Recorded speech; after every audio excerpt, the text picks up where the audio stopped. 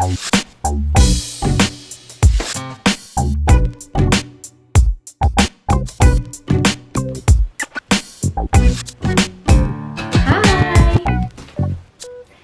friends!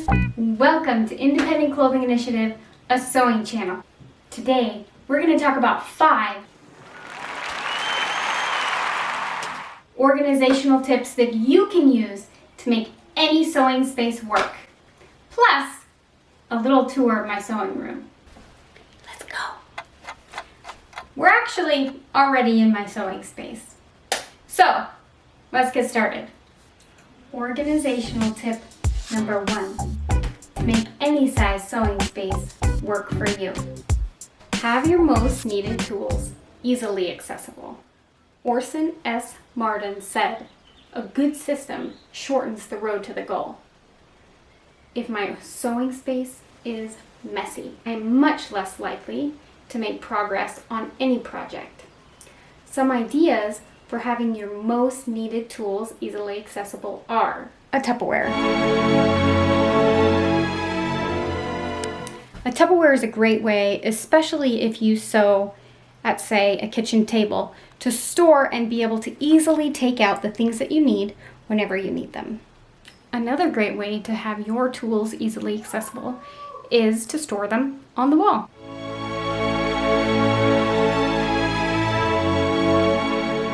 For anything that I might need, I can just, and I use on a regular basis, I can just stand up and grab it. Serger, anybody? Another way that you can easily get to your tools whenever you need them is to put them on a desk. If you move in and out of your sewing space frequently, you can put them in containers like this, store them in a cupboard, and take them out whenever you need them. Another way to store and easily access your tools is a rolling cart.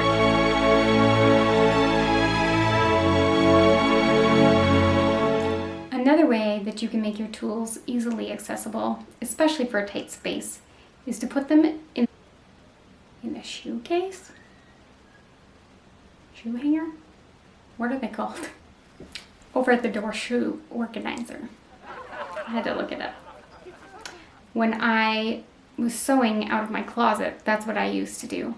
I had some things in Tupperwares, I had some things out on a small, very small desk I put in a closet, and the rest hung on the back of a door in a shoe organizer. Organizational tip number 2 on how to make any size sewing space work for you. Pattern organization and fabric storage. There are a lot of ways that I have seen patterns organized, and there's a lot that I've done myself. I've put them into Ziploc bags, I've put them into Tupperwares, I've seen people put them into crates. I want to show you what I'm currently doing in my own space. I have this filing system here. I got it off the side of the road. Had a big old free sign on it, and it is perfect. It is large and pretty deep. I want to show you what's inside. This is where I put my women's patterns. This organization system works really well for me. I have written down on the left side of an envelope what pattern is inside, and then here I have women so I can easily know where I need to put it back. These are all women's patterns, so we know who I sew the most for. And over here I have patterns that are still in their envelopes. On my bottom drawer, it's the same. These are men's and children's patterns. This is a great system for me. If you're storing your patterns in a way that doesn't work, you are less likely to sew. And fabric storage. There are so many ways to store your fabric, and there are so many different sizes of fabric stashes. Mine, I kind of keep tabs on how much fabric I have by making sure that it fits into these cupboards here. Idea behind fabric storage is to simply have somewhere out of the way to put your fabric when you're not using it. This way Not only can you go there to get inspiration and get it easily, but you can also continue to move about in the room that you're in. It is surprising to me how quickly this room can become a disaster. Having somewhere to put my fabric really helps with that. Organizational tip number 3, to make any size sewing space work for you. Lighting. It's such an obvious tip, right? But how many times have we sat down and thought, it's so dark in here. It's especially difficult to sew in bad lighting.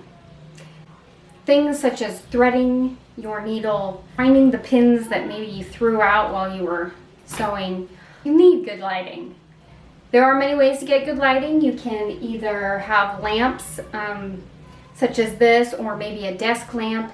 You can also have, I have a hanging light over in this corner, and of course natural light is always a great option. Organizational tip number 4, to make any size sewing space work for you. Cutting space. Cutting space. I used to think that this desk was big enough. It's not. Any big open space can work for cutting out your patterns.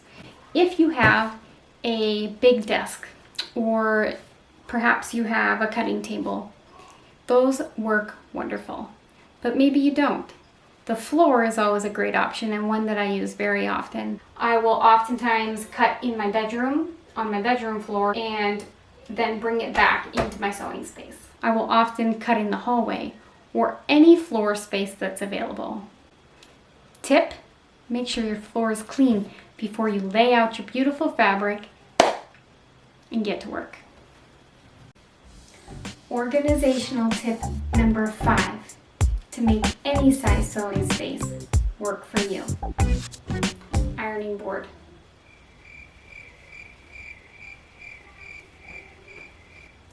The ironing board.